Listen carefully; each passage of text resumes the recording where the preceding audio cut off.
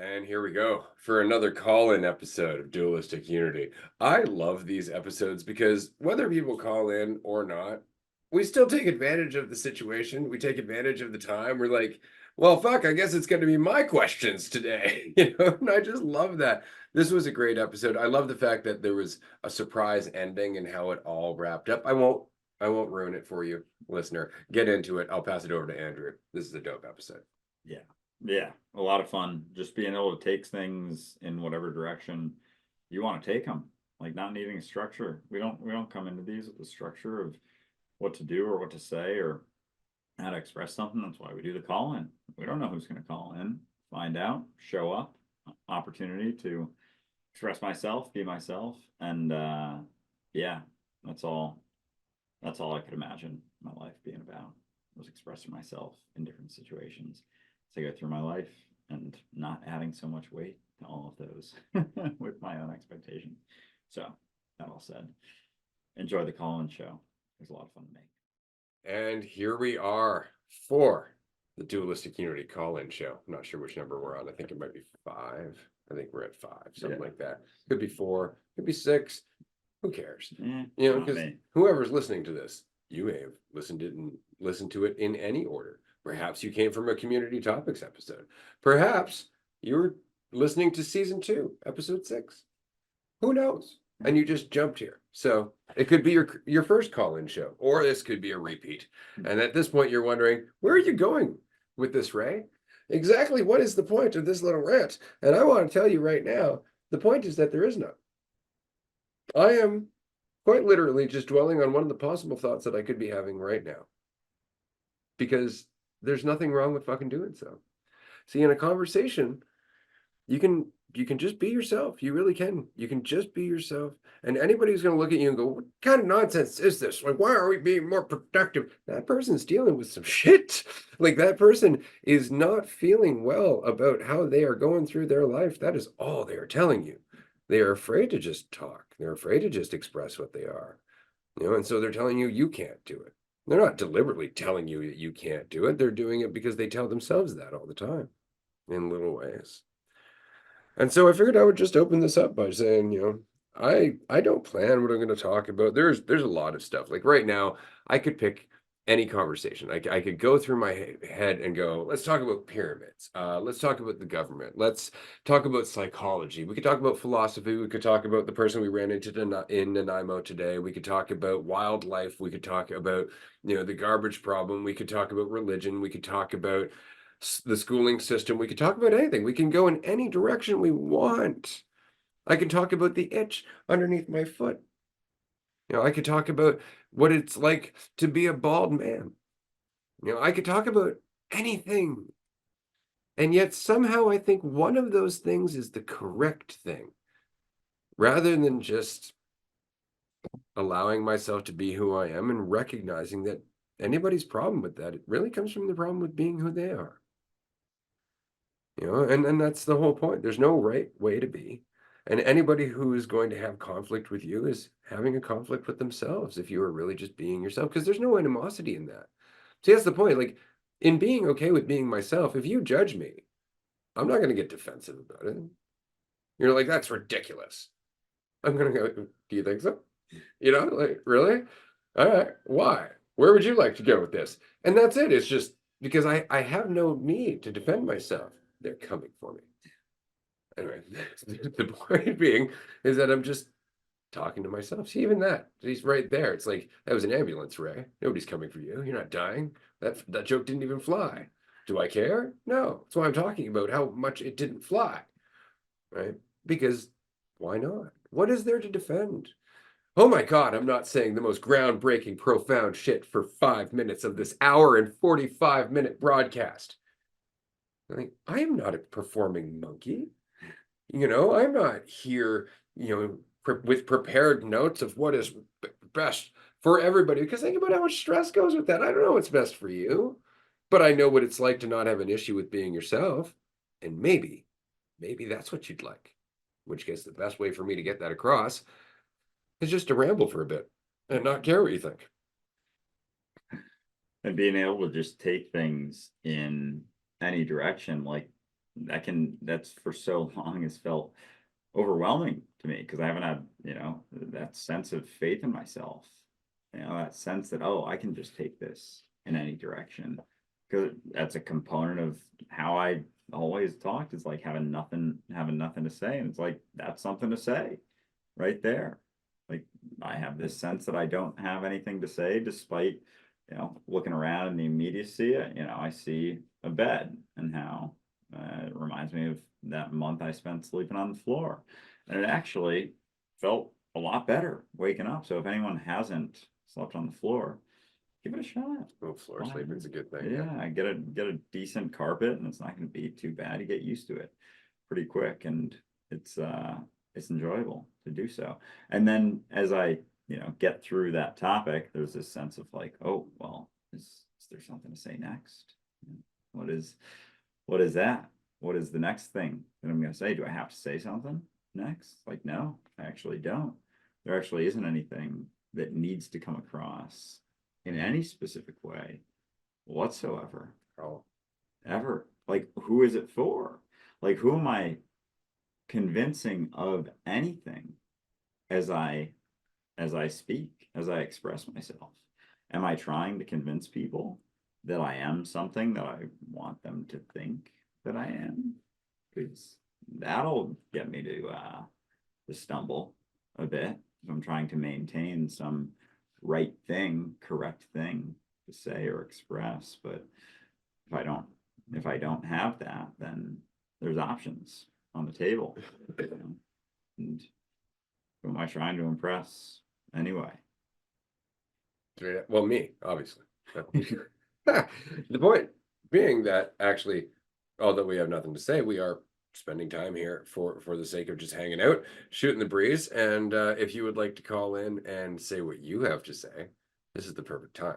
This is a call-in show after all. So you can join us by going to dualisticunity.com/live. And that will take you to a form where you will fill in a little bit of information about yourself. And I don't think anybody has filled that in as yet. So if you would like to do that, please do. Give us a call, and you can join us for up to 10 minutes here on the screen, which is always a lot of fun. Oh, what was that? No, not quite yet. All right, perfect. That's just summarizing our previous stream. But it's a call-in show, which means we'll answer questions or allow you to vent, share, celebrate. Possibly. Celebrate's a good place to start. I always enjoy celebrating a day just because I'm not dead.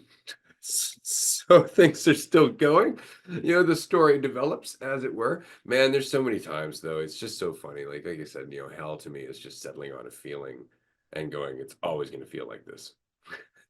And there's been so many times where you're just like, I'm panicking, I'm stressed out, my life seems like a piece of shit, it's always going to be like this. And that's really when you get buried in it, as opposed to just going, yeah, but I could be hungry and overtired. Like maybe there's just a few things that are contributing to this. And if I just let those go, maybe this feeling will pass and I'll have a different perspective of my life. But we really get to this point where like, this sucks, and it sucks so bad that it's all I can see. And because it's all I can see, it's all that there is.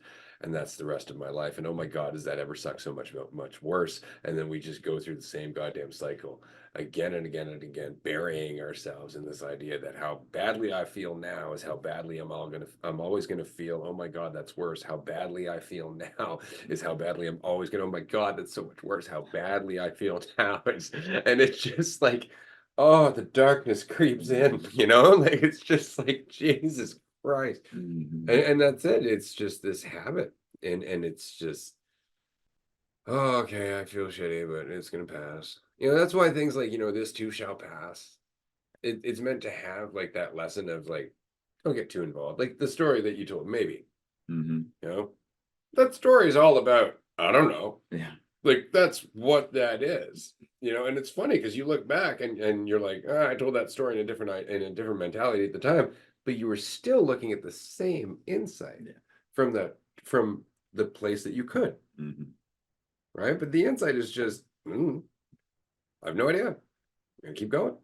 And that's it. That's because there's 1,000 things that happened after that horse story. It wasn't just that it ended on the son not getting conscripted. There was more. Like the rest of that dude's life was a whole question mark of maybes. Yeah. yeah, the whole time. And that's all, that's all my life is ever, is that question mark. And so what do you do with a question mark? You make the most of it because you're there, and being able to just have opportunities, where you can grow and recognize just the importance of growth too, and like doing things that are new and different. Yeah. It's like exciting because that informs my experience. And when I really sit down and think about like, what do I want with my life? It's like experience a bunch of stuff, like a lot of different things. And that's exciting. But yeah, it doesn't mean that it doesn't come with, discomfort. It's like discomfort and growth go hand in hand, which which helps to remember for sure. So, It's funny, that idea of like what I want has changed so much over time. Like when I picture something like I want, it's the ability to, like, I don't know, sit somewhere and just not feel bored. To not feel like I should be doing something else. And no matter what it is, to just be there for it. And what the funny part about that is, in order to get that, you gotta stop wanting it. Because otherwise you're projecting, right? But Yeah. that's it at the end of the day. So it's like, do you want it enough to let it go? Do you want to enjoy your life enough to let go of the fictional one in your head? Because that's what's keeping you from it. That's all the time. Yeah, because then if it's not keeping you from, it's like this idea that, oh, I have to get to another spot in order to, let that go. It's like, you can only do it right now. You can only relax right now. You can only pay attention right now. You can only be involved in what you're doing right now. And that's where that influence sits, is the moment that you're on right now, which is super exciting, because then you're being informed by what's actually happening and all those considerations, instead of my idea of what should be happening or the right thing to be happening. It's like, I'm happening right now, and so am I going to be here for it, or am I going to be focused on something else as I go? Exactly. Yeah. And how much are you getting out of it if you're not focused on it happening? Right? Yeah. Oh man. We have somebody in the waiting room, and they would like to talk about things being temporary. Sounds like a beautiful subject.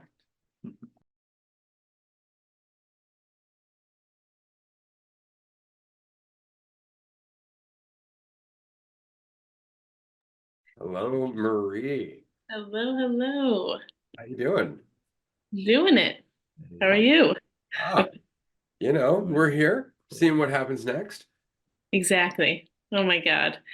It resonated so much when I think things were brought up about that temporary. I was gonna say like temporariness. It's like a horrible word. I hope it's not a word.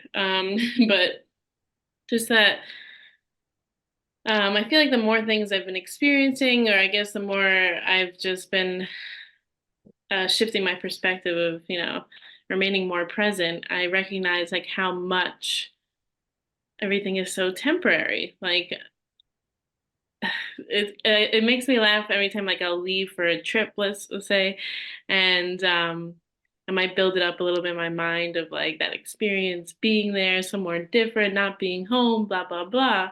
But then I always have that like, but you're gonna be like right back in your apartment before you know it. Like it's gonna happen so fast that it's like I don't know. And so like the more I've been doing that, I'll come back home from somewhere and I'll like giggle, like even work for the day, like I'll be wake up like, oh fuck, to get up and go do a day of work and be out there, and then I'm right back home though. And then I'll laugh. I'm like smoking a joint and I'm like, I'm home again. Here I go.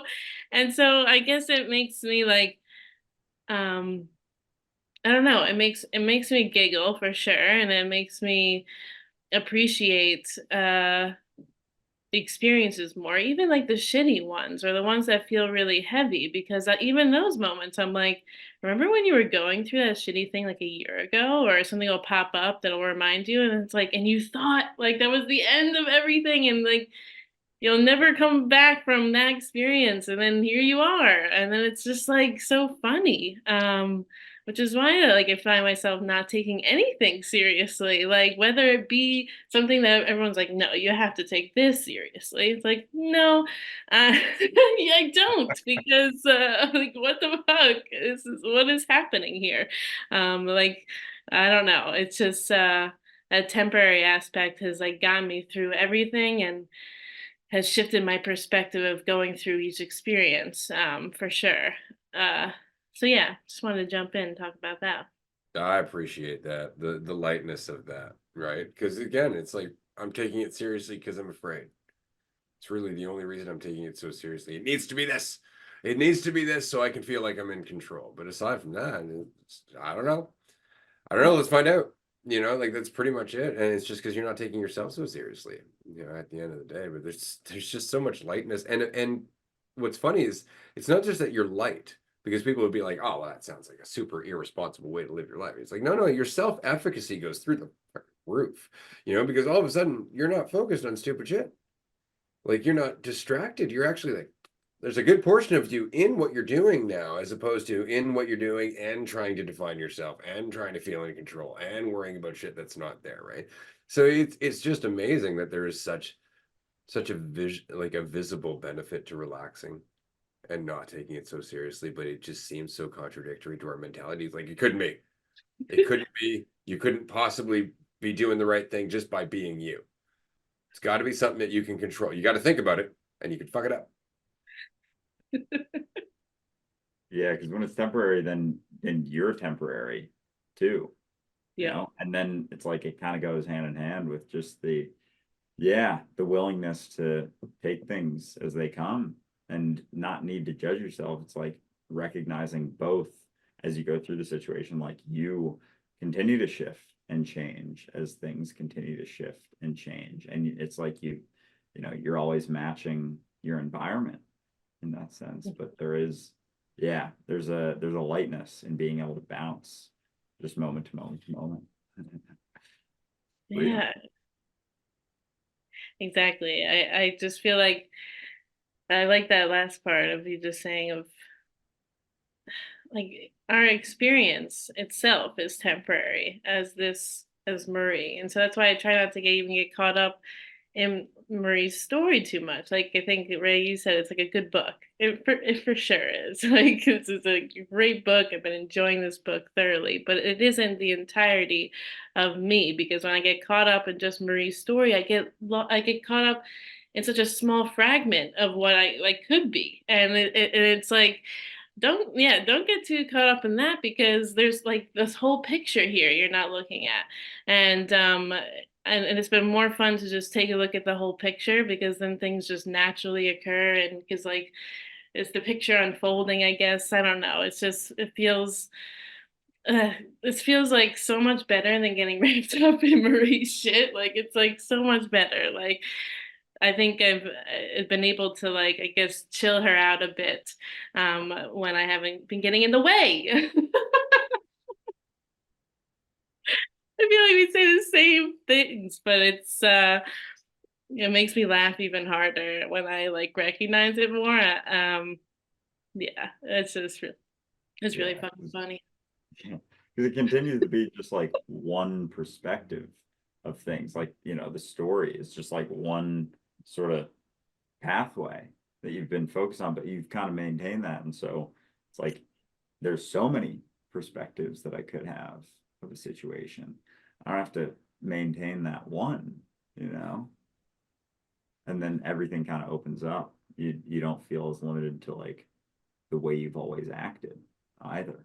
You can continue to be that, you know, playing out of just what is reality.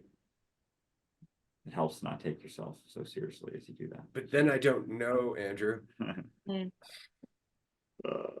Right? Like if I can't take it seriously, I can't settle on something. It's super unsatisfying. Like in that way that you're like, aha, I've solved it. You know, I've come to that end point. I am so much smarter for doing so. Like there's none of that. There's Mhm. none of that at all. You don't get to go home at the end of the day and go, I lived right.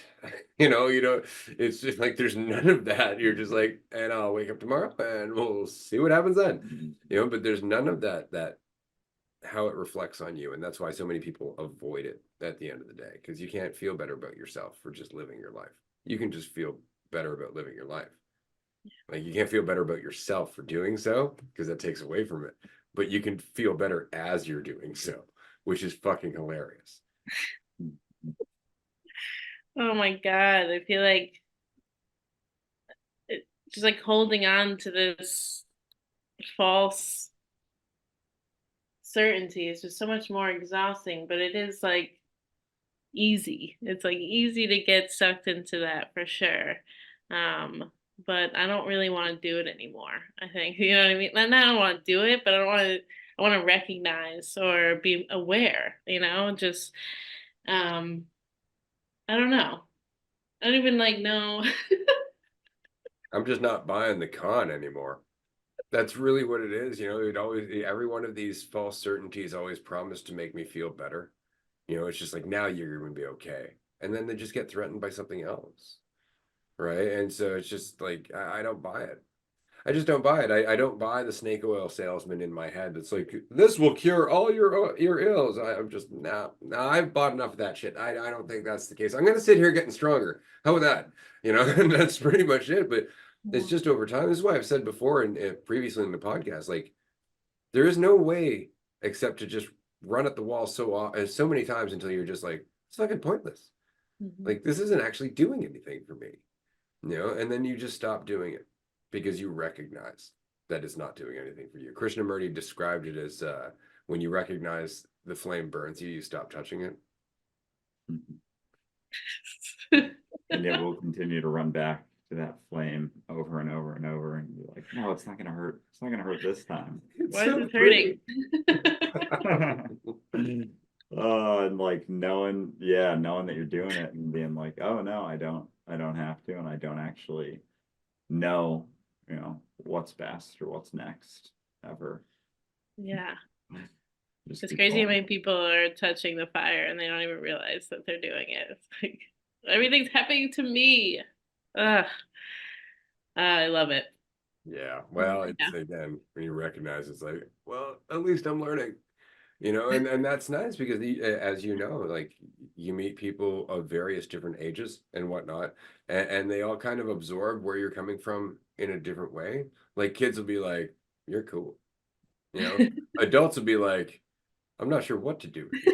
You know, like just and that's good for them too, right? Like that's kind of the whole point because you're making that impact without even trying. You know, because the world is twisted up in how seriously we take ourselves. The My only God. thing you can do is the opposite, you know, and that means let go of watching for that end result, let go of that need to see the world being saved, because that's just you doing more of the same. Ah, I love Yeah. it. I appreciate you both. Likewise. I'm Very assuming we're going to see you on the Patreon call after this. You are assuming correctly. excited to see you there. Always a pleasure chatting. Right. Yeah, for sure. For sure. Well, See you all thanks so later. much. Yeah. See you soon, ladies and gentlemen. Marie, Mm, and first one on the show. yeah. Hell yeah! Yeah. I got to get used to this timer thing. Oh yeah. Uh-huh. You got the reins of the time. Bam. I think I figured out the technology and we had to reverse the thing. This is weird for me now. Mhm. Do you know why I do that reverse thing? Uh, The mirroring? yeah. It just makes more sense to me. Like if I lean this way, it leans with me on the screen, but now it's like the opposite. Like I'm leaning towards myself. It's Yeah. weird. Yeah. It's interesting. Fucks with my brain, you know? Well, I'm just, does the timer stay right side or back side? yeah, I mean, that's the thing. When it's mirrored, it shows it backwards. Does it show it on Restream like that too? I'm almost certain it does. Yeah, But because I thought it was flipping it back. I don't think so because we tried it on yours at one point. Mm. That's why I always got you to do the timer on your size because it reversed it on mine. Okay, because mine showed up reversed when I would do it. Right. Well, here we go. All right. Who else do we got who's going to call in is the question. We are on a conversation of uncertainty today, which means that if you are feeling uncertain about what to say on the show, possibly the exact right time for you to get onto the show. Dualisticunity.com/live will take you to the form where you can fill it out, and it will bring you to the link that will bring you to our waiting room, which will bring you into the conversation with us, where you can talk about whatever the hell pops up. I love that about our podcast. I really do, because there's always this idea like, oh, I gotta be the smartest in the group in order to have something valuable to say. You know, like if I'm gonna be on a podcast, my God, I gotta be an expert.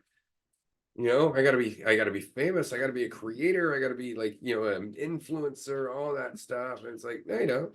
No, you don't. And you might just have something valuable to say just in the fact that you're living your life.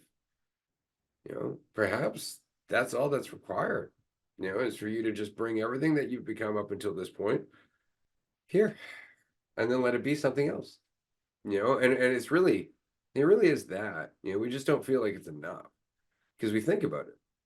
We're like, you know, but yeah, but I don't know anything. Who doesn't know anything? Which you are you looking at? You're looking at the idea that says I don't know anything, because that's all you're seeing at the moment, right? As soon as you hold on to the idea, because that's fucking ridiculous. Like, if you think about it, I don't know anything. I don't nothing. Man, you can talk to a 5-year-old kid. That kid will fucking tell you what they know. You know, the truck is green. You know, you're like, damn. You know, like, this is what they picked up until this point. There's a lot of shit that you know. You know, there's a lot of shit that we all know. You want to come on the show and tell us the truck is green? By all means. You know, but the point being is that, you know, perhaps the best thing that you can do is just accept that you don't have to know. You don't have to be perfect. You don't have to have this idea of yourself that you're like, now I'm safe. Now I'm secure. Now I'll find happiness. Now my life will be complete, because that whole thing takes you away from the experience you're having right now. The whole thing. Yeah. Yeah. Because if there is that focus on having some sense of some guarantee, you know, or certainty, which doesn't exist, like moment to moment, we don't know how this call is going to end right now. We don't know. I don't know what's going to happen tomorrow. Get hit by a fucking sun flare Straight next up. week. Yep. And yet I'll project all these things into, you know, throughout the rest of my life, despite having no idea, never really knowing, you know, what I wanted with my life as I was going through things, but maintaining this perspective of, you know, this idea that I could, that it was all just going to be inform this larger want in some way, but never having that larger want so much. And so now it's kind of like, okay, well, if that's the case, then maybe this is exactly what I would want. Like when I think about, you know, living in New York, even, you know, I always knew I wasn't going to live there forever, you know, and I always knew that I was going to keep just living my life too, you know, and just continuing to do that. And like, if that's my priority, then every moment's mine, what I make of it, you know. It's not about living up to any sort of expectation. It's certainly not an expectation of myself, because that is what's always tied me up, is like having some expectation of myself to be something, to maintain some perspective that I'm doing the right thing, the correct thing, you know. And now it's like I recognize the futility in that, and just the straight up lie that there is no right way. There's no right way to live. There's no right way to live your life. And so we've built almost this society around this assumption that we can know the right way to live and just have a certain path. And if You mean it's not Christianity? believe it or not, How about democracy? not Is that one doing it? Seriously, exactly. right? Like, that's all we're doing, man. We're just coming up with more. This is it. Yeah, This is it. And then we're surprised a generation or two later when it turns to shit, yeah, because it's never the structure. It's No. never the answer. It's always our ability to be here with sensitivity. so it's like, how much sensitivity Yeah. do we have to hear? You know, how much or how little sensitivity do I have to hear, and the fullness of what's going on, Word. you know? And with that, then there isn't so much of a, like, everything is is here, you know, in this spot, you know, like having something to say or share or add. It's like there's so much when you're involved in the experience that you're having, instead of being caught in your head and focused on, you know, trying to find some sense of certainty or guarantee. Exactly. Exactly. Well, I mean, like I remember our Vancouver retreat. Mhm. For example, we were all down by the water, and I noticed some shiny flecks in the Mhm. rock, and I'm just like, gotta tell you, always amazed by the fact that human beings managed to get that shit out of a rock and make a spoon out of it. And everybody just stopped and looked at me, and they're like, "What?" I'm like, "Metal." Never thought about where metal comes from, you know, like that kind of thing. Mhm. And that's the thing, is that I didn't know what to talk about. I saw something shiny. It sparked something that I learned at at some point where I was actually not learning about it, but taking it in, where it blew my fucking mind. And all of a sudden I'm like, hey, did you ever think about this that I thought about at some point? And everybody's just like, holy fuck. And then they're thinking about it for the first time in their own way. They're not thinking about it like I am. Yeah. They're not seeing the same series of events that I'm seeing in my head, right? They're seeing a totally different series of events for how that shit got out of that rock, you know, and what came after and Yeah. all that. But it's just like, you know, I couldn't have planned that. Like I could have been, now we're gonna go down to the beach. We're gonna find a rock that's got something shiny in it, you know, so I can pass this along. God, that sounds stressful, It does. right? It does. You know, instead I'm just like, hey, it's a nice day at the beach. I mean, we could have talked about the water cycle. Like we could have talked about anything. There's something in everything. Every experience that we have is instructive. Every experience we have is informative. But how often are we taking the experience that we're having and then superimposing it with the experience of ourself that we're familiar with? Yeah, so much of it should go. And so, yeah, 'cause without that, like that assumption, because someone will bring up something random, you know, like talk about something random. And I feel like it's part of me that I can't do that, because then I won't be able to explain it or talk about it.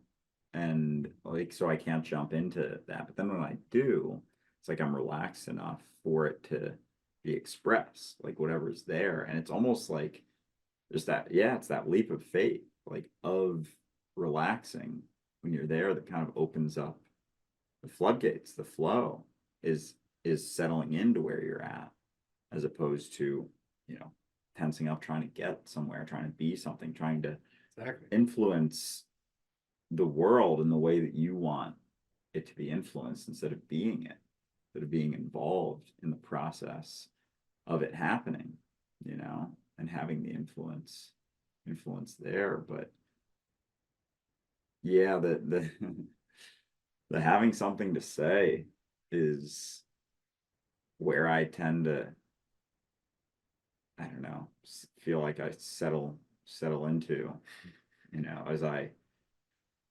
prioritize, focus on myself, you know. It's like that's where things feel like they get caught. Well, how often, like for how long has that been a fear? Right? How long have you entertained that idea of Yeah. yourself? Like you're looking at a deeply entrenched habit, right? Like deeply entrenched, familiar, an old friend, you know, to some degree, something you reach to when you're in uncertainty. Yeah.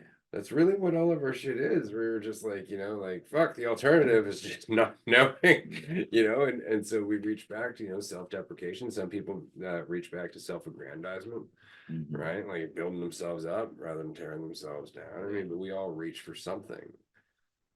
And that's really it. But you know, I find it funny because now you'll hear me talk like at the retreat where I'll go off on some tangent, and everybody's like, wow, that was pretty well said, you know, wow. And I remember periods of my life where I was like super erratic, trying to get all this shit out of my head, and people are like, slow down, breathe, Yeah. breathe, right? And it's good, we can't understand the fucking words you're saying, you know. And so I went through moments like that where Mhm. I'm just like, right, why am I hurrying? Oh, because I need to be heard, you know, because I'm afraid of not saying it right, like all these things. And these are all lessons step by step along the way to where I am now. Nobody sees that shit. Yeah. You know, what they see is me going through a thought in what they think is a fluid, calm, cohesive way, when in fact it's just me going through the same kind of thing I went through when I was younger, but not panicking as much, not dwelling on the thought, I don't know what the fuck I'm talking about, not trying to rush ahead, not thinking it means something, not trying to get to an end result. And so instead, I'm just really involved with what I'm saying. That's all. You know, and it's just that. And then if I forget what I'm saying as I'm about to, I just stop talking and I pass it on to someone else. And all of everything I just spoke is gone. Right now. Yeah. Gone. Because I said it. Doesn't mean anything about me. Why would I dwell on it? Right? It's already gone. Your turn. Yeah. Or you. If you'd like to join us. Dualisticunity.com/live. Check it out. Yeah, and just like having that, like being in the same spot of uncertainty all the time. It's just which situations do you feel more comfortable in versus not is so much of it. Because I'll think that I, reached a point where I'm more, more relaxed. And it was like in certain environments, in certain types of situations, there was that additional relaxation, but that's not all situations, and so certain situations will trigger certain responses to that, and then it's continuing to relax through that, but it's still the same uncertainty no matter where you are. It's always been the same uncertainty in every situation, and it continues to be the case. And so how could there be a right thing to share or to add or to express if it's always uncertainty, like right now and right now and right, like, because I don't like the way that feels. Oh my goodness, because then it's like you are bouncing through, and it's like one or the other. It is kind of a trade, is that sense of uncertainty, just the willingness to recognize that it's always a question mark, and it's always going to be a question mark, and it continues to be a question mark as we go, but there isn't the weight of like the right thing to do or say, or there being one. In fact, it gets exciting after a while. Yeah. Like, what's coming next? Yeah. Because it stops being about you. Yeah. This is why I say, like, it's all game. When you really get out of the way, you start to realize that everything's game.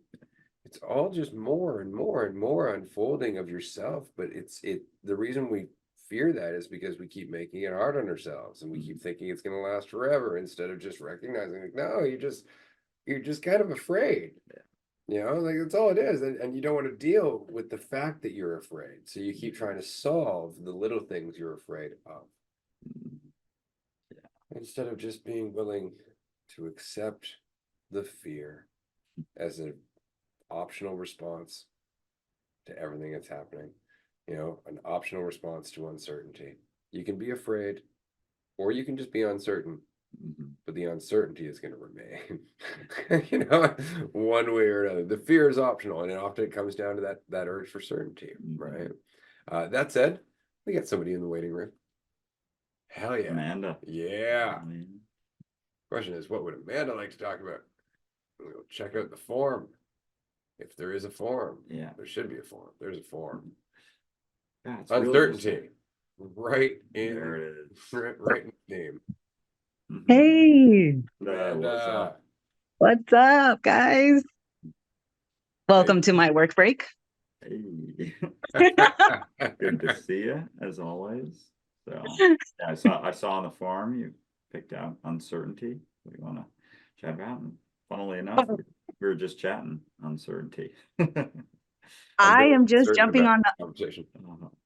Yeah, I'm just jumping on that bandwagon with you guys. I usually I'll write, let's find out together.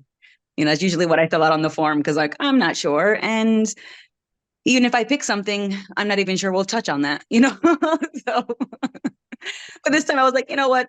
Let's officially join the uncertain conversation, because it's an ongoing experience, and so as much as I have loved planning and loved to come up with concepts and to defend them to the last, to the, almost to the death, to, in certain ways. None of my plans were ever predictions. And I used to treat them like they absolutely were. Like, I know what's happening. I know what's going on.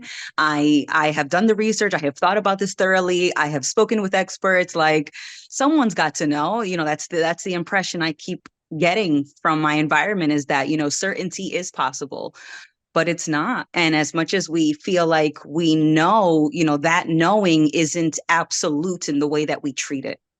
And so, yes, you do know things. Do you know them with absolute certainty, with no fluctuation, with no new information needed or even possible to be obtained? No, you don't know things to that absolute level, because that would also imply that you know everything else, because things are always interconnected and things are always influencing each other. So to know one thing with absolute certainty also means that you would need to know everything.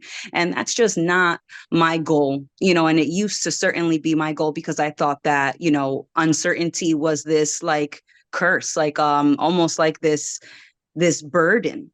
And uncertainty, although it is unsatisfying, is not a deal breaker for life. I'm not certain. So give me the gun now, Bill. I'm ending this. Enough is enough.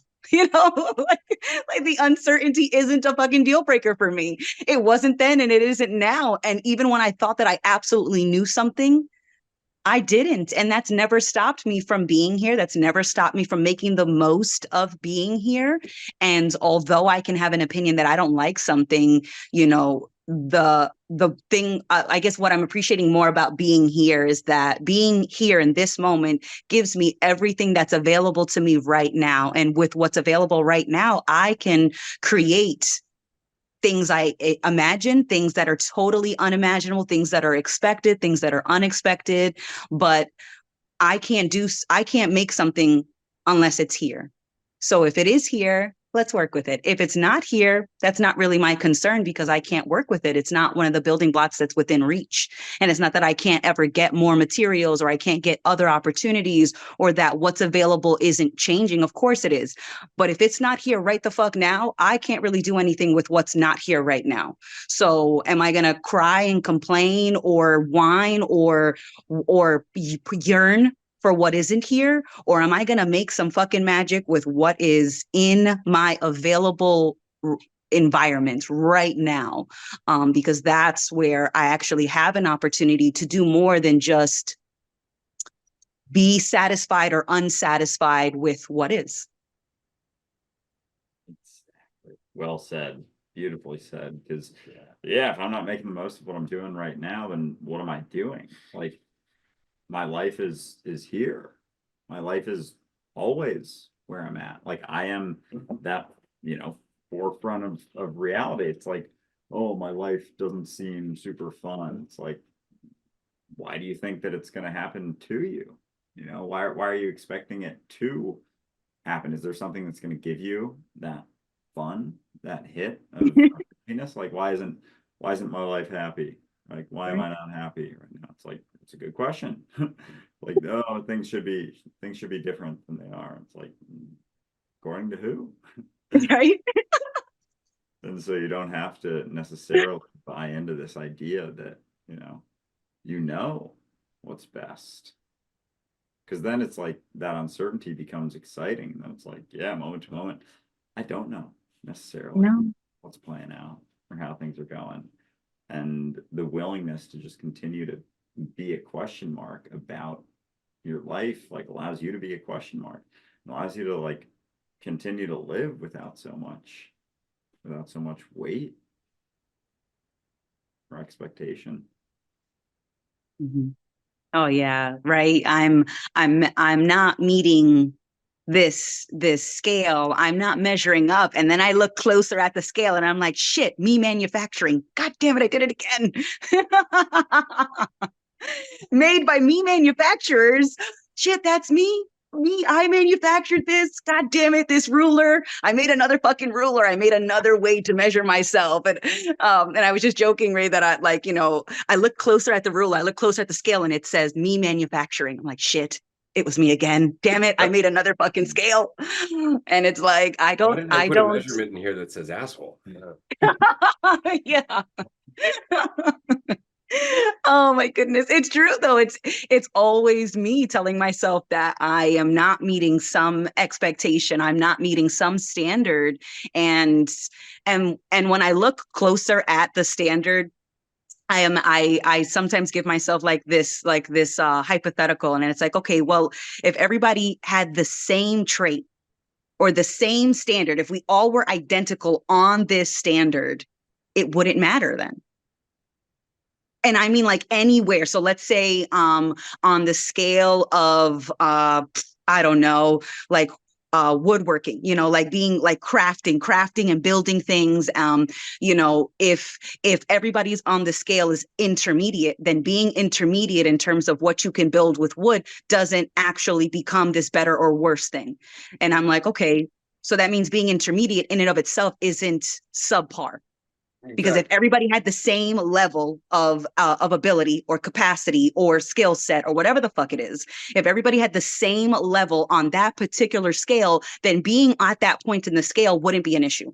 So why is it an issue now? Well, because I have said that someone having more proficiency is better, or someone having less proficiency is worse. And me being in the middle is just that I'm better than half of the people on the scale and I'm not as good as the other half. But if we were all at the same point, it wouldn't matter where I was on the scale. And so it's like, you know, I'm judging, you know, or I guess like if we're going to give like a different example, it'd be like, you know, I'm judging a round peg on a square scale. I'll always fail. I will always fail because the standard is automatically guaranteeing failure.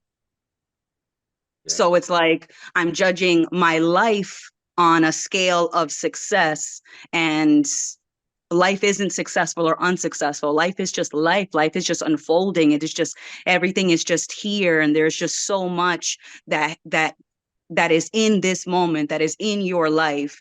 And it doesn't have to be good or bad. It's just, there's just so much. And my opinions don't change the depth of what's there. It just judges the surface. And if I'm always judging the surface, I'll never appreciate the depth. And it's not that I can't also appreciate the surface. It's just that I don't have to get stuck there.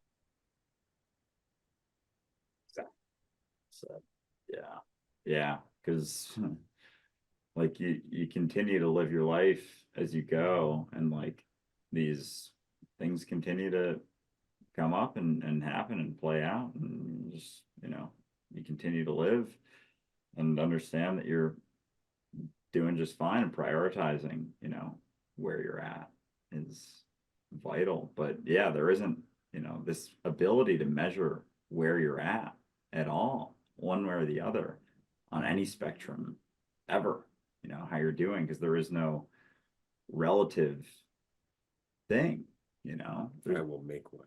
Yeah. There's nothing that's actually relative to you besides your own perspective, like what that perspective is on things and how you're doing in life. And like, you don't know. I don't know. I don't like that though. I don't like that. I don't like not knowing. My brain hates it. Like my brain just doesn't like it, wants to settle, right? Because it's exhausting, right? Especially because if you don't like thinking, like if the only thinking you've ever done is because you had to think to get a job in the future, you don't appreciate the thinking, the process of thinking whatsoever. So you're just, your brain's just like, okay, but I only ever have to do this until a test is done. You know, so it's almost like we're looking for tests. Yeah. You know, we're getting to like now I'm living. You know, it's like, no, you are the process of learning. Like just get into it a little bit and it won't be so bad. But it's that. It's like, no, I only want to learn to get to an endpoint where I don't have to think anymore. And so thinking itself seems arduous. You know, going through the process of actually processing things seems arduous. It seems hard, difficult. We don't like it. It hurts. It's painful. Oh my God, there's all this stuff I don't want, like, and all of that is just because I just want to get to a point where that's not happening anymore. But when that's not happening anymore, you're kind of, you know, dead from the hair down. Yeah, life isn't hard. Thinking isn't hard until I make it so. That's the best fucking part about this. It's like there are plenty of times that I thought something, anything, silly things, crazy things, complex things, simple, like it does. And it wasn't an issue, and so I was in the comments before when you guys were doing the live show and somebody was like, look at me, say hello. And I'm just like, you don't like me. And I was like, why is getting a hello tied to being liked? And he's like, not now, Amanda. I was like, well, why not? Why the fuck? He's like, why not? I was like, I don't know. I don't have a problem with what's going on here. Like, how are you doing, sir? Because it seems like there's a lot of anger behind the why not. Or, are you sure you're having fun? Because I know I am. Because I know what it's like to fucking make these fucking hoops, set them on fire, and then like, okay, go time. Jump through that hoop unscathed. Don't burn the fucking leotard. Get through that hoop, do a roll, and bow for the fucking audience. And I'm like, no, no. I am retiring from the bullshit circus. It's not that I won't visit the circus, but I just don't feel as motivated to perform as I used to. You're there. Yeah, because you don't have to. You don't have to perform for anyone or anything at all. You can just live your life. You're living it like it's such a fascinating realization that you just live your life and just be yourself, and you don't have to have this idea of the right way to do that. Like, you can just express yourself as you go through things. You can just live. This can just be a vehicle in a sense. Like, you can, like, yourself, as I think about myself, something like, what am I thinking about? It's like this character, this imaginary friend, essentially. And if that's not there doesn't have to be so much concern for how things are going or how I'm doing with that, within that made up spectrum, just to know something. Like, and making the most of it as you go. Like, this is, it's your reality. Like, it's my reality. And so of course it's going to be reflective of where I'm at all the time. You're not the you you're thinking of. No. The observer and the observed are the same, right? They're one and the same. They're reflecting each other, whether we want to see that or not, or whether we have the clarity to see that or not. That said, though, how are you doing? Do you want to take a little bit longer of a break and shoot the shit with us here, or do you got to get back to work? I would like to get back to work, and this is a great time to not do that. Right, fair enough. Perfect. Well, in that case, why don't you hang around? If anybody would like to jump in here and shoot the breeze with the three of us, you can do so. dualisticunity.com/live. In the meantime, though, how is it going as a podcaster? Because I know recently that you've started podcasting with us in season 6 of Dualistic Unity, but you also live stream every Friday at 4 p.m. Eastern time, and that's it's an exercise in jumping in. It's very different than going to work, where you have a certain role, you have certain things you got to talk about. There's a certain task list, there's a direction, all that stuff. I'm not going to make the same joke about the siren. The point is that with the podcast, they're here for me this time. Right? Exactly. Thank you for saving me. The point is that with the podcast, you don't really have that. It's not like you're coming to the podcast like, today we got to cover this. We're having a board meeting. Somebody take the fucking minutes. Like, there's none of that happening, and so it really is just having faith in yourself. And I know a lot of people will listen to you, and even in the comments just now, like, oh, Amanda spitting truth, bam, but from your experience, how has that been? It has been surprising and uncomfortable and exciting, and it's the full spectrum, because every moment has the full spectrum on the table. And so being a podcast, joining you guys has been different and new, but also very familiar and similar, because I have been chatting with you guys and with the Patreon group members and with everybody since the beginning. And so it's been a couple of years of just chatting, just shooting the shit, sharing insights, sharing blunders, sharing, jokes that, I'm laughing so hard at that I can't even hear anyone else laughing. Like, so I definitely, like, it's been 2 years of that. And so doing the podcast didn't feel all too different. But I also, I have what they say, they call the gift of gap. And I love talking and I love words and I love reading and I love chatting with people, and people feel like books on a bookshelf. And I love sometimes picking up a book and not wanting to put it down and wanting to get to know someone and being so enthusiastic about their presence and their time, and just, you know, just being happy that they exist and that you get to hang out with them. I was like, this is cool. You're dope. This is awesome. You know? And so I have that appreciation for people and life. So it doesn't feel all too different. What does feel different is that, you know, I don't have the same role expectations for myself that I have in work. You know, I don't take it as seriously, but I still do take considerations, right? I don't talk specifically about my employer. I don't talk specifically about people by name. You know, I minimize the times that I talk about certain substances until I can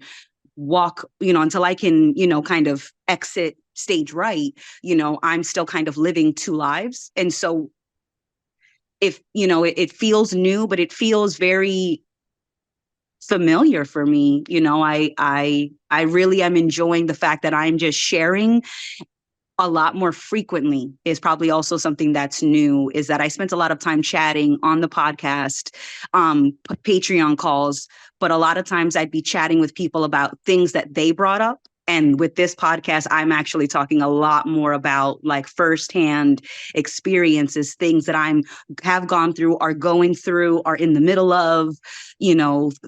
So I guess I'm sharing a lot more about my personal experience, because I definitely had a tendency to be very private, but it's just because, you know, I thought that there was nobody better equipped to handle and carry my weight better than me. And there was no one that has been on this journey living as the character as Amanda except me. And there was no one that has that depth of intimacy that I have with myself.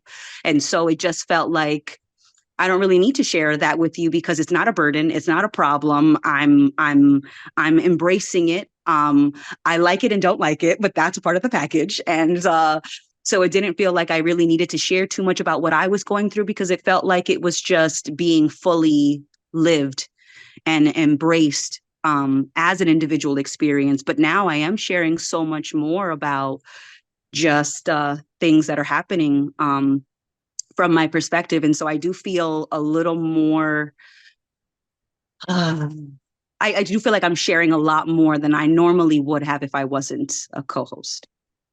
That's awesome. And again, I'd like to posit that because although you've always expressed yourself, it's always been, you know, very much within a particular vein. Like you said, you're very upbeat. You like to keep things light. You like to be enthusiastic and all that. But when you're self-reflecting, that's not always the case. Like that, sometimes you go into places in the mind where you're just not feeling fucking chipper. You know, you're not making jokes. You're straight up going through the shit. You know, and in that, in being able to do that on the podcast, I think there's a part of us that starts to recognize we can do that anywhere.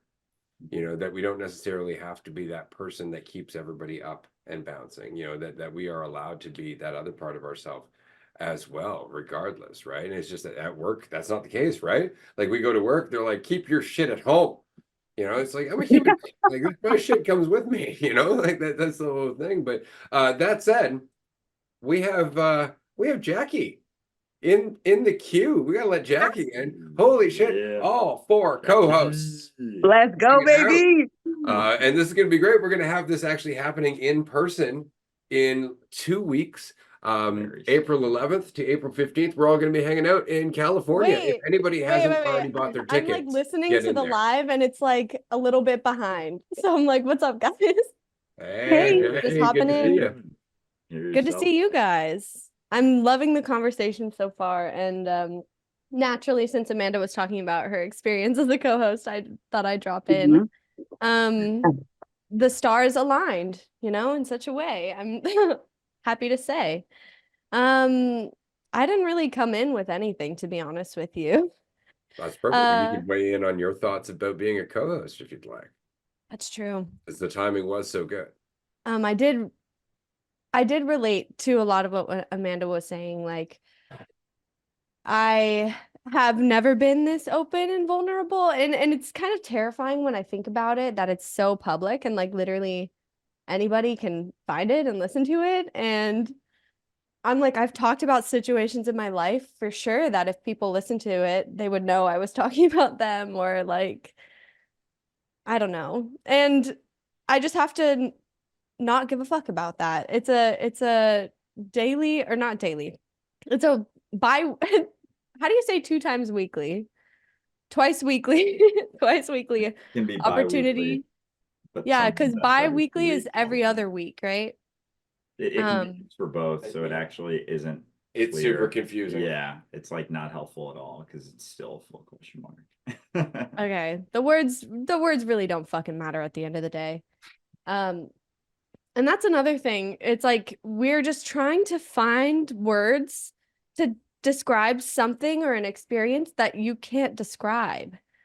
And like words are so dualistic in nature, and our human experience is so like individual and impossible to express in a way that's meaningful to anybody else, because we're all like, even though we're having a similar type of experience of being separate, it's like everybody's experience of that, like the memories they have, the people that they encounter, the place that they live, the things that they see, that's all completely individual. Literally every single person has had a completely different life. And that's crazy as fuck to think about, because we think ours is so serious. And I think that's why in the past, maybe I've shied away from sharing as openly, because I was expecting other people to have the same highest expectations of myself that I have.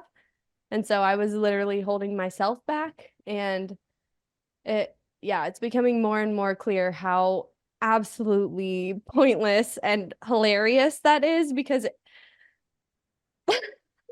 like it's just impossible to know how you're perceived, how you're doing, what the fuck is even going on. We we don't know, like, at all. And I just think about how I don't know how I grow my bones, or like digest my food, or even I don't know if I'm fully in control of the things that come out of my mouth. Like they just are kind of there. And it's like, okay, well, more so I'm just along for the ride. And I am the ride. I am the ride, experiencing itself as the rider. Yeah. So weird. Yeah. God. Oh man. Yeah.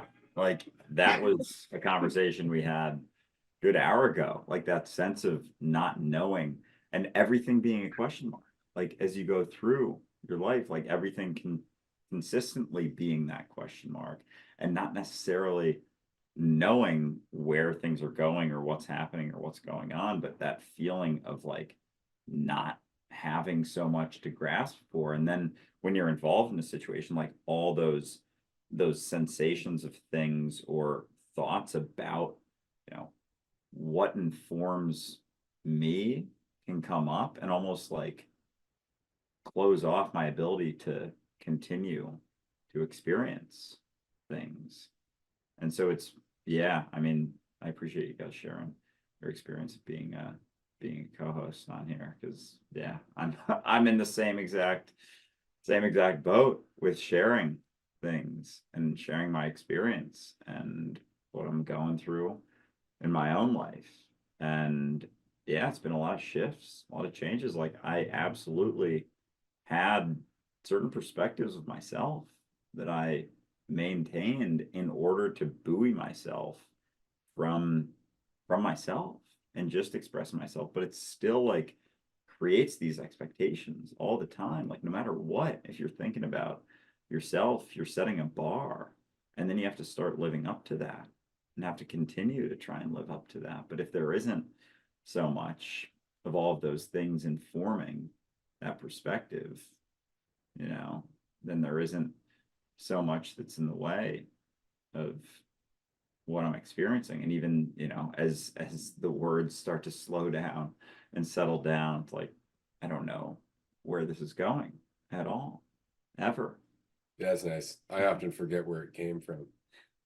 It's like, not only do I not know where I'm going now, I don't even remember where I started. And that's okay. Yeah. Because again, like what's the point? I'm not doing a presentation here. You know, could you imagine we're 460 episodes or something like that? And like, you know, this whole thing, part 462.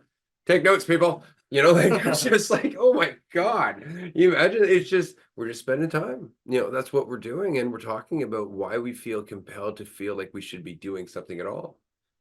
You know, can you imagine like every time you get together with people, you're like, all right, gotta bring up my best game here. It's like, oh my fucking God. Like, just let people see who you are. We never do that though, because we don't think it's enough. Why? Because we keep thinking about it. Like it's actually tied together. Like all of our doubt about how we're going to do in a situation comes back to us thinking about it to begin with. You know, if you just went into the situation, it would just play out. Like that's the funniest fucking thing. And we do it to ourselves. Why? Because we want to feel like we know it's going to happen. It's the only reason, because we think that somehow that's going to make it better. It's like, no, because then you're going to imagine it. I know what's going to happen. It's like that conversation is going to suck now because you know where it's going. Like, why would you even listen? Like, that's the whole fucking point. You'd be in the conversation. It's like, I don't need to pay attention to you at all. I know where we're going. You know, it'd be shitty as a feeling, as an experience for the other person involved. Like, you don't know where it's going. You don't have to know where it's going. You don't even know what's best. You know, I fucking love that. Like, I love the fact that at one point I was so very determined to like be a certain type of business person. I was going to be an entrepreneur. I was going to do all this. And then all of a sudden I started to realize like, this fucking sucks. You know, it was just super stressful because of everything I was trying to be, but none of it was me. You know, I'd go and meet new clients. I'd have to dress up, you know, do that whole thing, talk in a certain way. I'd be checking my hair, you know, like doing that, like all of it was in there. And the whole time I'm thinking like what I really want is for people to see me this way when I'm not comfortable while I'm this way. Like it's just so fucking stupid, you know, at the end of the day. And it's like, what I really want is to not feel like this. You know, what I really want is to not have to feel like I need to jump through hoops to get somewhere where somehow I'm more. You know, and what's odd is the only way to get there is to stop wanting it. You know, so once again, making it fucking hard on myself. Yeah. And yeah, just like the desire that you're not going to have to jump through hoops, you know, or the recognition that you don't have to, and all these things that are pulling you in different directions, you know, expectations.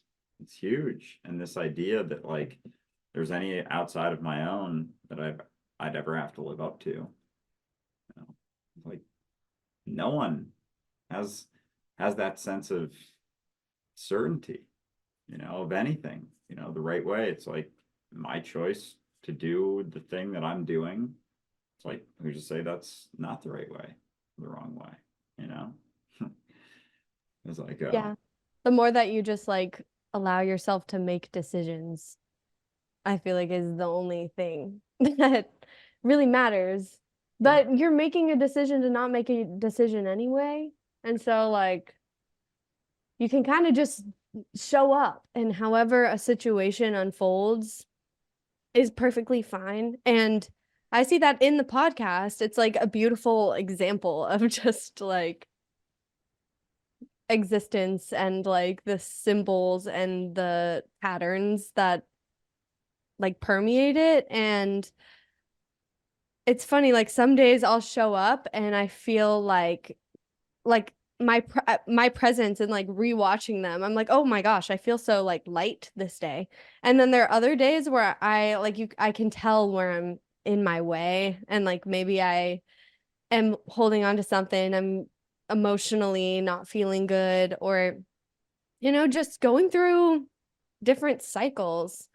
And all of those episodes are equally valuable. And like I can't say with certainty by any means, even if I like transcribe the whole episode and like do analysis on it and like try to figure out what the main theme or takeaway would be, usually it boils down to there isn't one, you know, and just we're wandering about talking about it, because what else are we gonna do? And why not just record it?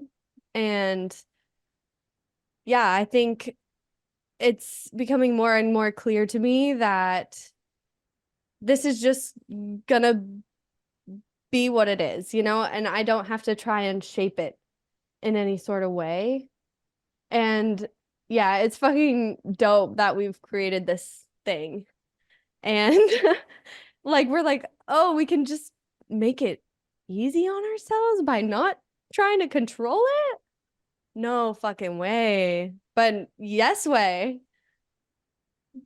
You know, We- it's kind of funny. I wanted to throw in quickly that because of course we take the transcripts from all the episodes now and we feed them to ChatGPT and we ask it, summarize that shit for us. And it's always like, the importance of letting go, the practicality of embracing change. Like it's always just about being yourself over and over and over. Almost every description, although it's different, it comes from a different angle, but it always points to the same shit. Just show up. And what's funny is like you don't even have to show up. You are existence. Like you are existence. Like there's it. There's nothing to show up for. Like you're what you're showing up to. So you didn't actually go anywhere. And it's just the funniest thing. Like it's like, well, what do I do? It's like whatever. Like you're gonna keep living, and it's just that you look at it as choices, but it's just the continuation of living. You're like, well, yeah, but if I don't think about this, you're still gonna make a choice. Right? It's just that you want to take ownership for that choice. So you're thinking about yourself, right? I'm choosing. It's like, no, you're just going in another direction. You're just flowing based on all the shit that's come up before now. You're just like, that way, because that's life. Life is a continuation of change. We just look at it as choice, which is a really nice thing about having that illusion of me. And not because otherwise we'd just be doing all this shit together and none of us would feel like we're doing anything. Right, so it's nice to be able to have the illusion of division. It makes it possible for us to have these individual stories, like we're disconnected. And it's not just one fucking organism, It's like each cell of my body is like, I really made it to the heart through working hard, And it's like, yeah, and no. Yeah, it's like it was playing out anyway. And like that just, I always think about epiphenomenalism when it comes to those things. Like it's already playing out. It's like you don't have to get in there and try and take control of how it plays out. Like you can just be it and then show up and see what happens, and being able to, just have a spot on here where we can just be that expression of whatever's going on, whatever's playing out. It's like that's cool. That's really cool. It's like it feels like stumbling upon a situation where, I can just express myself and I don't have to judge that necessarily. And if I'm not getting in the way, judging period, then things have a more seamless way of playing out. It's like, holy shit, because I'm just talking to myself.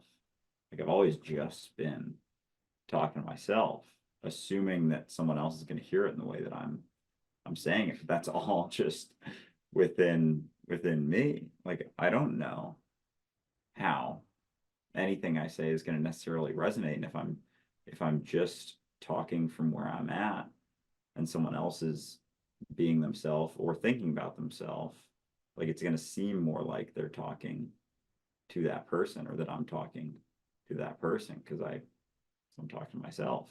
But again, it's like it's going to fall in different situations based on where someone else is at, or where I perceive them to be at. But yeah. Amanda, would you like to jump in here? I was, waiting for my opportunity when Andrew was like, I felt him like slowing down speech. And I was like, I had unmuted myself like 10 seconds before. I was like, wait a second, no need to rush. Let the man speak, So I muted myself. And so this whole dialogue is always happening in my head. And I fucking love it, man. I love being a narrator. When we were at the retreat, and I really leaned into being a narrator when we were playing pool, and I was like, the battlefield is set. two kingdoms rise, who shall prevail? And so I got like, I super leaned into being like this narrator, like narrating these epic battles of, and we're just playing pool, and no one's remembering if they're solids or stripes. And I'm still like, and then like the music was like, it was just like this epic music in the background. And then as the music changed, it'd be like Asian. And so I would change it. And then I would use certain terminology that would like, the young warrior sets his sights, so I would change it like depending on like the theme of the music. And it was just because why not? I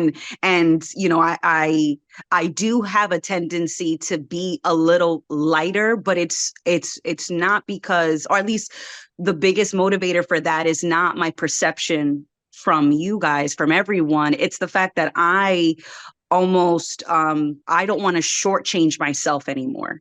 Like having a one-person pity party just doesn't feel as fun attending anymore. Like being upset about not getting my way. It's like, yeah, but what is my way?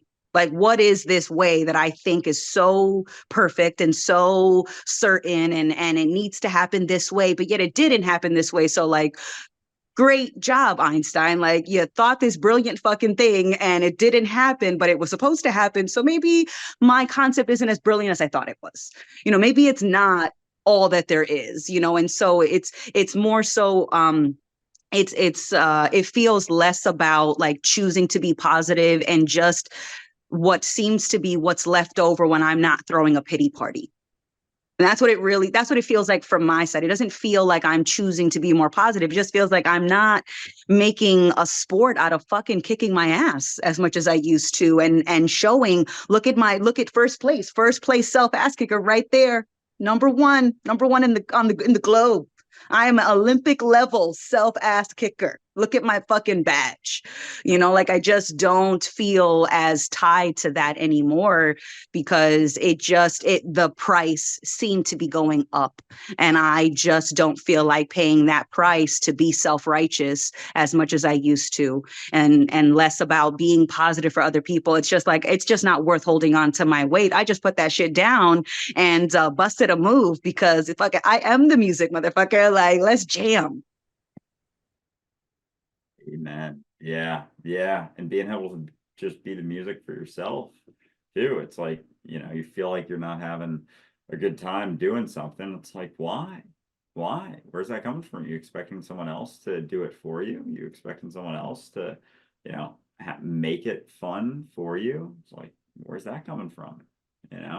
Like, sounds like a lot of need. Sounds like a lot of expectation, for someone else to do it for you.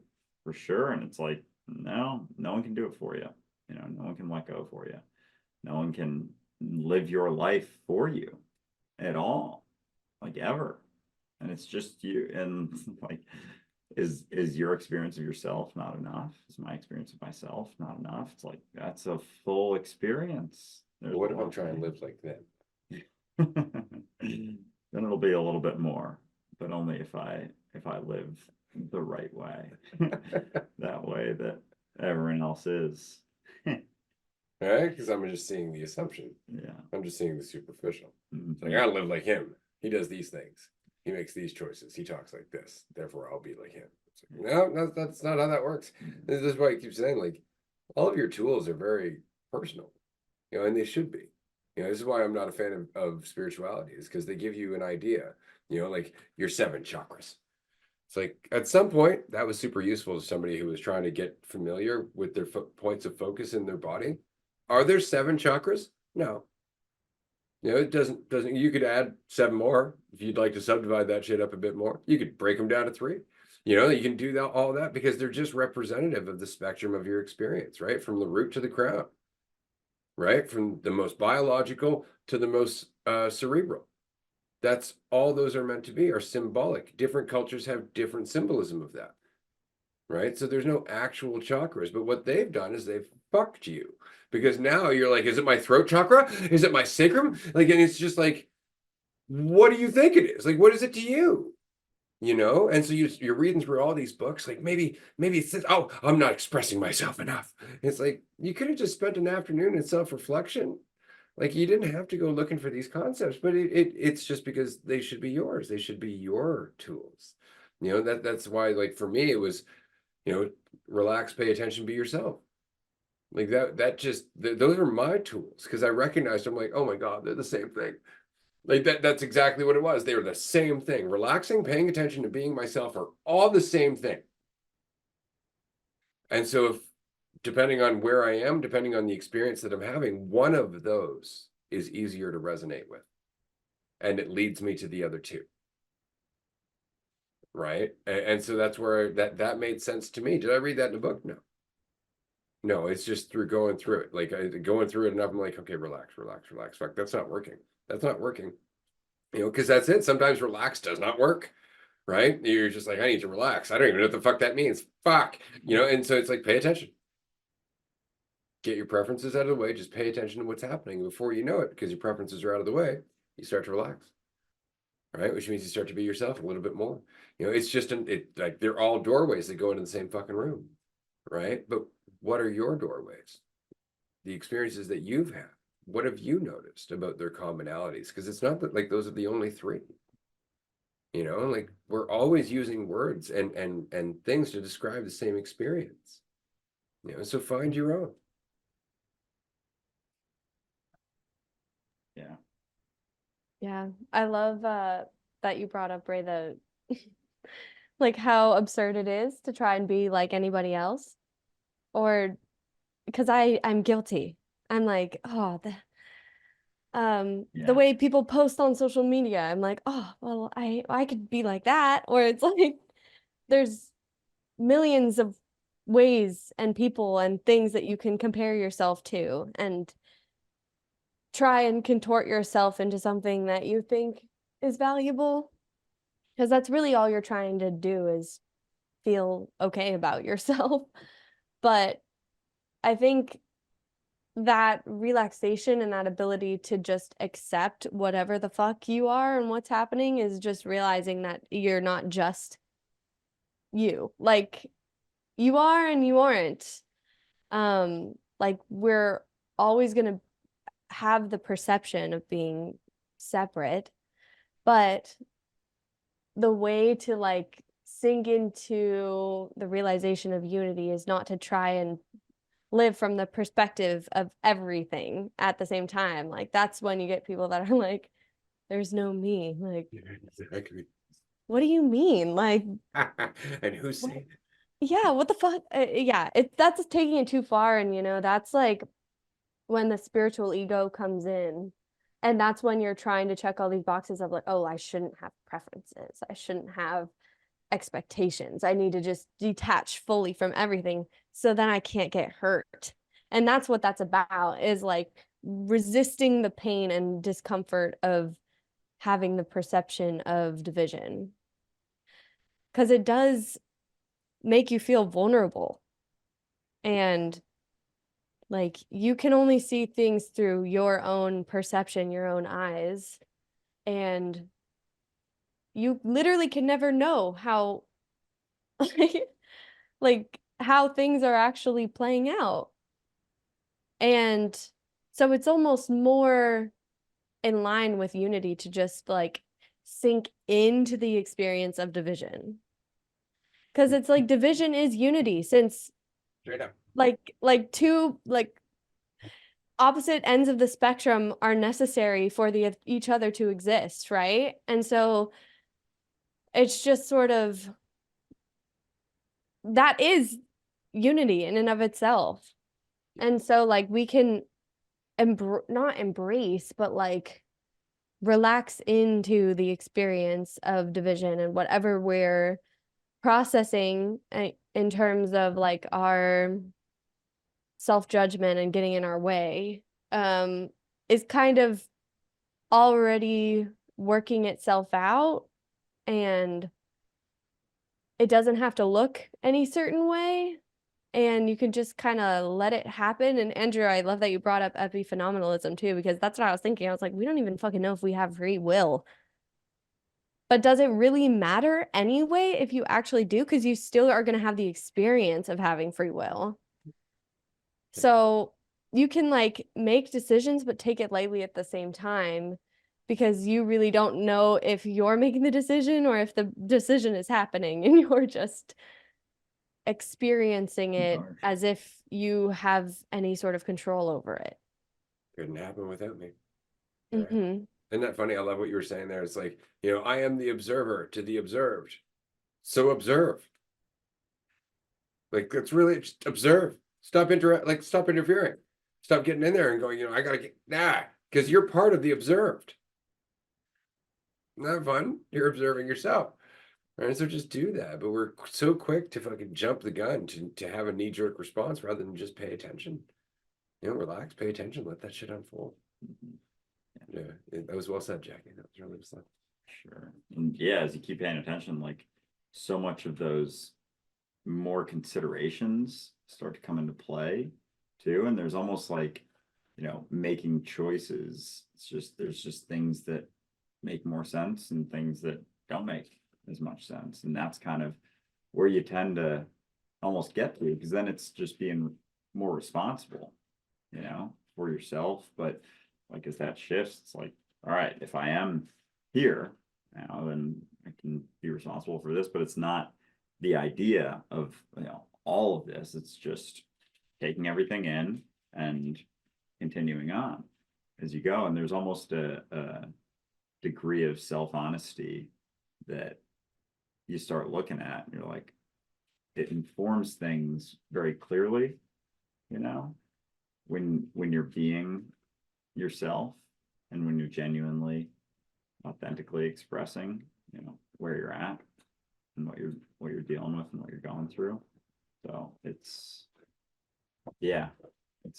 fascinating. Well, I think it's interesting that authenticity is the same as bringing all of your experiences with you. Like, instead of cherry picking what you're going to say down to what you're comfortable with, you're actually using all of what you are. You're just expressing it without second thought. And so there's just more information in there. Like, you might not realize it, but there's more in terms of how you stand, how you talk, your mannerisms, all that stuff, because you're being yourself. The other person may not even realize how much more they're taking in, but they are. Right. So that's pretty cool. Hey, I wanted to mention very quickly to both of you, kind of a cool thing happened today. We mentioned it briefly on Dualistic Unity Social. We were out buying weed, and all of a sudden we come out of the dispenser and somebody's like, "Ray and Andrew in my town." So that was really cool and kind of weird. It was trippy. It was really trippy. Like, is she talking to us? Where'd that come from? Am I hearing myself? She was pretty specific though. Big fan. Yeah, she took a selfie with us. Oh, that's awesome. Yeah. It was really cool. Yeah. That's Like, insane. whoa. That didn't happen in New York for me for a while, and then I'm in Nanaimo, and here we are. And I'm Andrew like and Ray. super discreet about my life, like, so nobody ever notices me. So yeah, that was really cool. We told her about karaoke on Friday nights and Saturdays down at the local pub, the Quarterway Pub, for anybody's listening. Set Friday and Saturday nights. Definitely check that shit out because they're dope. They are really dope. Beef taco poutine, man, that fucking so good. The Bowen burger, man, that thing. And now that I have unlocked the Thai chili sauce level, I'm going to change their menu. They don't know it yet, but I'm going to be a new employee, and I will be working and coming up with food ideas, brainstorming with with people. It's like, did you guys try this? And if you have any sauce ideas, let me know. It's a one-way, it's a two-way street. There's creative cooking, Jackie, we're going to have to get you up here, man. We'll all have one big sleepover. Oh my God, yes. Yes, so necessary. I've been dying to see Vancouver Island. Yeah, and hopefully we can have another retreat there in the We're near open for future. November. Oh, Right definitely. now, we Oh, are fuck focused yeah. on our Colorado retreat. That would be the next one. We've only got 2 tickets left for California, so we may not end up filling those, which is fine. But anybody who would like to come to Colorado, this is the time to get that ticket, because as we get closer to the event, those tickets are going to sell out fast. This is our most 420 friendly event. Like, I mean that. Our most 420 friendly. And the reason I say that is because we can smoke inside. We can smoke inside. They provide bongs that have been sterilized, grinders, papers, movie theater, foosball, ping pong. No, not ping pong. Foosball, Pac-Man, air hockey, hot tub, pool. It's cool. There's even a popcorn machine downstairs, for fuck's sakes. Like, it's a really cool experience. And we're going to be doing hot knives. Hot knives! Yay! Last time I was there, it's funny, I turned the corner into the kitchen. Andrew and I had just gotten into the place, and I saw the old stove, and I literally did like a little fucking happy dance. I don't think I've ever seen Andrew look so disturbed and curious at the same time up until that moment. It was just like, what the fuck are you so happy about? Like, you could see him. He's just like, what just happened? Did you win some money? Like, it was Most just, excited I've seen anyone. oh my God. Like, I can't even communicate. It was like, yeah. Like, it was almost orgasmic, you know? You jump for joy? I really did. Literally. And almost immediately regretted it because the floors were super slick, right? But yeah, it's gonna be a dope having that carpet on that floor. dope time. And we're allowing people to bring guests. So there's Yes. a bunch of king beds that are private rooms. If you would like to bring a guest, you can do so, which is really cool. But make sure they listen to the podcast. Don't bring people who don't listen to the podcast, because they're they're likely not going to enjoy it. They might think they're going to enjoy it. They might be like, no, I'm super open-minded. I love that kind of blah. Don't believe them. Don't believe them. Put them through season 1 before you even consider bringing them. So says I. Yeah, that would be pretty fucking jarring to show up to the D retreat never having listened to the podcast. Yeah. I would be deeply, deeply uncomfortable. There's something to be said for baby steps, gotta say. Yeah, that's a setup and a half, just to set your friend up. Like, they have no idea what they're walking into. And it's just like, is this an intervention? It's like, it's not supposed to be. But I understand the feeling, why you feel like we're all here, attacking your identity. It's like, it's not. It's just that we're not. No one. So one thing I love about the retreats is that no one tends to know the habits, triggers, or the coping mechanisms of other people. So there's no way for anyone else, or it's very hard for someone else to maintain your story with you. Yep. So when you go to these retreats, like, you are on your own. If you are trying to maintain your story, maintain your identity, if you're trying to hold on to a story, you'll be the only one holding on to your story in particular, because you'll have none of your friends, family, normal coping mechanisms, none of your normal environment there to support the script that you might bring with you. So it's like, be ready to be a one-man show if you're not ready to let go of the show, so Nice. That's Yeah, well it'll said. become sorry. No, go ahead. It'll become glaringly obvious what you're holding on to, and it might be difficult to accept that sometimes. And still, even sometimes I realize things about myself that are like difficult to take in, or it's like just a perspective I've never been open to before. And it doesn't feel good, but also in allowing that to be and be like, yeah, that's on the table. I could be perceived in this way, maybe have acted in this way. Yeah. It's like I'm a little bit more free. I don't have to judge myself as hard. And I take the idea of myself just a little bit less seriously, because it's more, rather than it being this like tiny thing that I felt was certain, it's so all over the place now, like the ways that I can think about myself. So I'm like, really, I don't fucking know what I'm like at all. But yeah, I'm fucking stoked to see you guys and hang out at the retreat in like a couple weeks. Ow, ow. 2 weeks? Like, that's insane. We have all the goods and we are all set to go. So it's gonna be a fucking blast. And Karaoke. yeah, not that I'm like looking for any sort of perspective, but it's almost like I feel like I've been caught up in shit. And Nice to have that space. yeah, it's nice to have space to like get out of my normal environment and reflect, and also just have fun and relax for a little bit. And usually after that, I just feel more myself, just embracing it with other people that are doing the same. And I can't wait to see what the retreat turns out to be. Yeah, it's kind of nice to know that, like, you can relax and still be self-reflecting. Like you can have fun and still be processing things. And I think that's it, is that we kind of fall into this habit of thinking like, if it's not arduous, if I don't feel like a bag of shit, I'm not actually growing, you know? And so we almost deliberately make it subconsciously hard on ourselves just to feel like we're actually getting somewhere. Mhm. Yeah. Oh yeah, for sure. Yeah, I've I've done that for a while.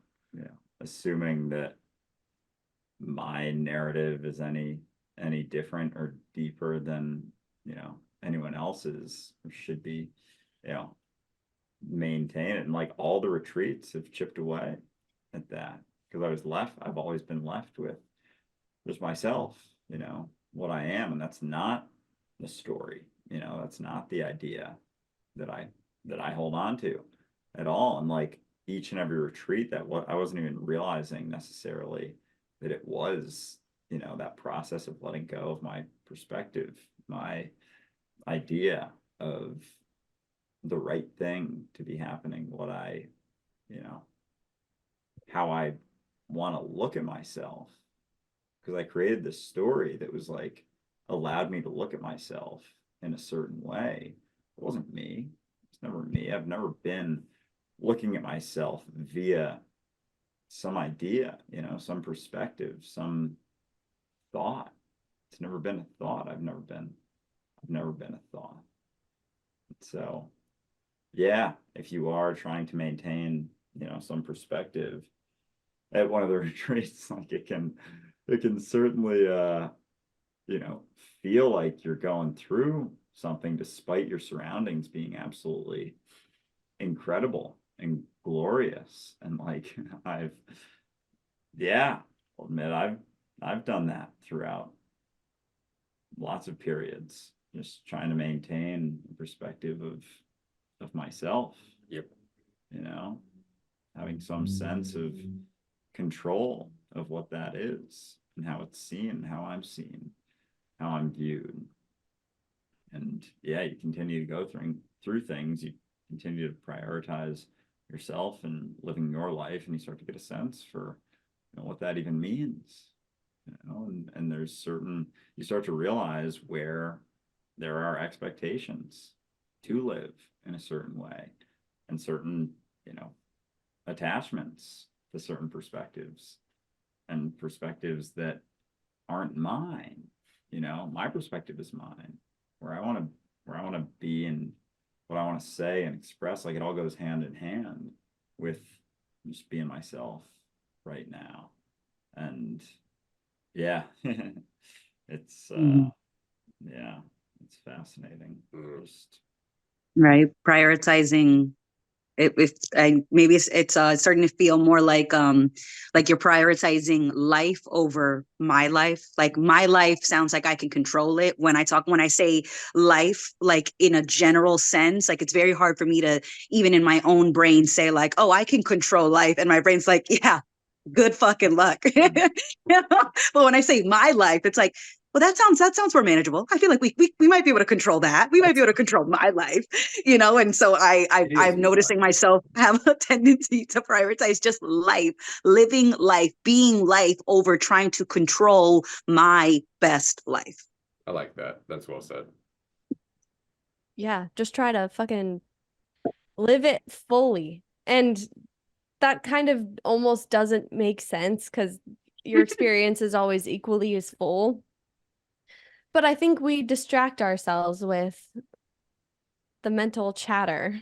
And like the more that you believe that voice, the louder it gets and the more convincing it becomes, right? But when you stop giving it really any authority, because you know it's never going to figure out an answer, and it's mostly spewing bullshit, then when those things come up that maybe you hadn't realized you were holding on to, it's not that you beat yourself up for it. It's like you allow it to pass by. The only reason that your shit is scary is because you think it means something about you, about your progress or your worth, or I don't know how free you are at this moment. None of it means jack shit. So Like you can be dealing with shit, but in a relaxed way of like, yeah, that's there. There's nothing wrong with it, and it doesn't mean anything about me. And so I'll do whatever I need to do. Maybe I need to cry. Maybe I need to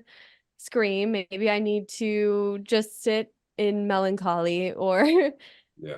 I don't know. However, I want to process it. Maybe I don't need to do anything different at all, and it's already changing. So Mhm. yeah, you can just show up, and it's so fucking crazy to have the perspective I have now of like, yeah, just whatever the fuck happens, it's all good. Like, it's not that it's all good, it's just okay. Yes. And not trying to, it's just so crazy how convincing my like concepts of the myself and the world really are, or they were.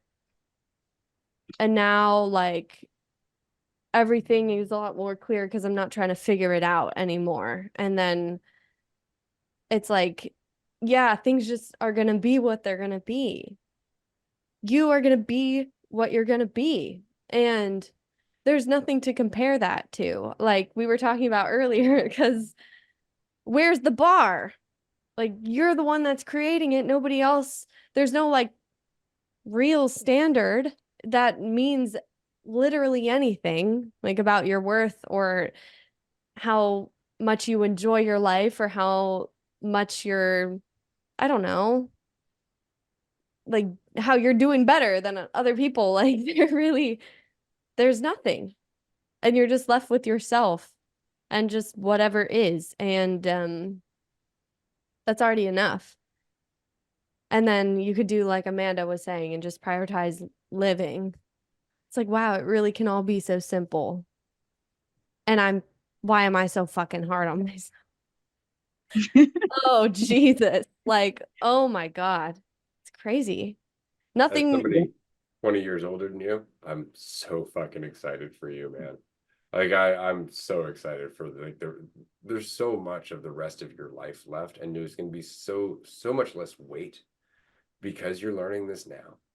You know, it's encouraging for all of you. Every single one of you, you know, Amanda included. You know, like all of you. It's so very cool to me because I know how much this has changed my life. You know, I know the stark difference between before and after I started to get this. You know, so I'm just stoked to be a part of all of this with all of you. I'm excited that you've all created dualistic unity, and it's something that I get to be a part of, and it's just so very appropriate to all of our journeys, and that includes everybody that's listening right now. You know, it's appropriate to your journey. You take credit for that shit because you are absolutely part of why this is happening. Absolutely. Mhm. Yeah. And yeah, it's fascinating those roles, you know, that we take in and think we have to live up to, you know, as we go through this, just being ourselves, and you start to get a sense for how much, you know, you were informed by your environment as you start to more and more authentically just express yourself and not judge yourself as you go. You start to realize like, oh, where do all those considerations, you know, the fear of judgment come from? And it comes from certain places you start to realize. And then as you look at those, it's like, oh, but I don't have to live up to that. I don't have to live up to that or that perspective or that perspective. Like old friends, family, parents, like the role of parents, even as being, that was the first thing I looked to for there being a right way to act, a right way to be. And I'm just starting to realize more and more, like talking about experiences, like I'm just now living my life and making decisions and taking more in and taking more considerations in as I go. And, you know, looking to someone else as soon as I think there's someone to tell me the right thing to do, like to give me advice in the sense of there being an answer. It's like I'm not actually expressing myself authentically, whatever that is right now. It's not, and if it's not based on this role, this narrative, this story that I've always, you know, relied upon, it's like, oh, I'm going to choose how to act based on how to maintain this story. It's like if I don't have to do that, then everything's on the table, and I don't have to judge myself as I go, because if it is relative to this story, then that's the bar. It's like the existence of this story to this point is my bar to maintain that perspective, and it's just to maintain that degree of certainty, like to take that question mark that I'm always sitting in and have some certainty and be able to measure, you know, what I'm expressing as I go as being something. But if I don't have that certainty, if I know that I can't, no matter what, as I go through things, and there can't be adequate judgment as I go through it, and afterwards I can't actually know how it went, then all I got is where I'm at, and I don't know how it's going at all either. And so you just take in all the considerations that you can, and then just make choices. And it's like the question of whether I'm making the choice or not comes in, because it's like, what do I mean by me after factoring in everything? Like, it's still me making it for sure, but it's just with more considerations. This has been a fun call-in show. Totally didn't expect it to be a 4-person co-hosted episode, so that's fucking dope. That said, we have a Patreon only episode that we recorded about a week and a half ago that has not been released yet. That's going to be coming up in the near future. We're going to be joining Patreon Tier 2 call right after this. We would love to see all of you there. Jackie, Amanda, thank you for being everything that you are, you know, and including joining us here on the episode. It means a lot to us. Thank you. Appreciate Yeah, I it. don't know how I ended up here, so. And I mean, I don't know how any of this fucking happened, but You and me stoked both. to be here regardless. Yeah, this was fun. Hell yeah. Mhm. Absolutely. Definitely always a blast chatting with you guys. And I'm excited to be here. I don't know where we're going, and I don't need to know. Well, at the moment, I'm going to go outside and smoke a joint, and then I'll see you on Patreon. But everyone, join us in California if you can. There's 2 spots left. You can hang with all 4 of us. It's going to be dope. We'll Ow, see you ow. soon. Peace, guys. Bye, everyone.